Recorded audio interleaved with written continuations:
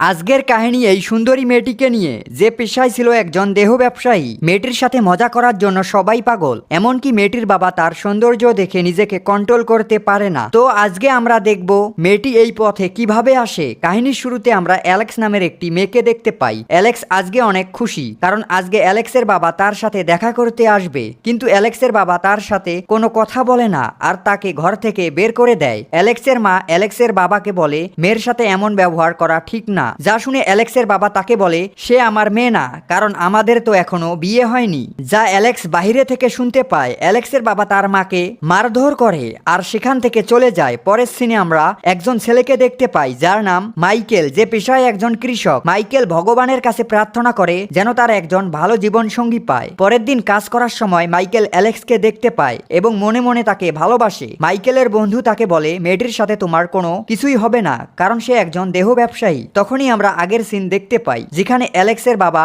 Alex এবং তার মাকে বাসা থেকে বের করে দিয়েছে। অ্যালেক্সের মা তার গহনা বিক্রি করার জন্য একটি দোকানে যায়। দোকানদার গহনাগুলোকে ভালো করে দেখে এবং বলে এইসব নকল। এই সুযোগ নিয়ে দোকানদার অ্যালেক্সের মাকে খারাপ কাজ করার অফার দেয়, যা শুনে অ্যালেক্সের মা রাজি হয়, কারণ তাদের খাবার জন্য টাকার প্রয়োজন। এরপর দোকানদার তার সাথে মজা করে। অ্যালেক্স তার মাকে বলে এই শহর ছেড়ে যাবার জন্য, কারণ এখন অনেক লোক তার মায়ের সাথে টাকার বিনিময়ে মজা করে। কয়েকদিন পর অ্যালেক্সের মা অসুস্থ হয় এবং মারা যায়। অ্যালেক্স যখন বড় হয় তখন সে নিজেও এই ব্যবসায় নাম দেয় আর টাকার বিনিময়ে অনেক লোক তার সাথে খারাপ কাজ করে। অ্যালেক্স তার কাস্টমারের জন্য রেডি হয়, তখনই সেখানে মাইকেল আসে। অ্যালেক্স তাকে বলে তোমার কিভাবে মজা করতে ভালো লাগে। মাইকেল তাকে বলে আমি কোনো কিছুই করতে আসিনি, আমি শুধু কথা বলতে এসেছি। অ্যালেক্স তাকে বলে তুমি কি করো। মাইকেল বলে আমি একজন কৃষক আর আমি তোমাকে বিয়ে করতে চাই। যা শুনে অ্যালেক্স হাসতে থাকে এবং বলে এই নিয়ে 5 জন লোক আমাকে এই প্রস্তাব দিয়েছে। অ্যালেক্স তাকে ঘর থেকে বের করে দেয়। পরের দিন আবার মাইকেল অ্যালেক্সের সাথে দেখা করতে আসে আর তাকে তার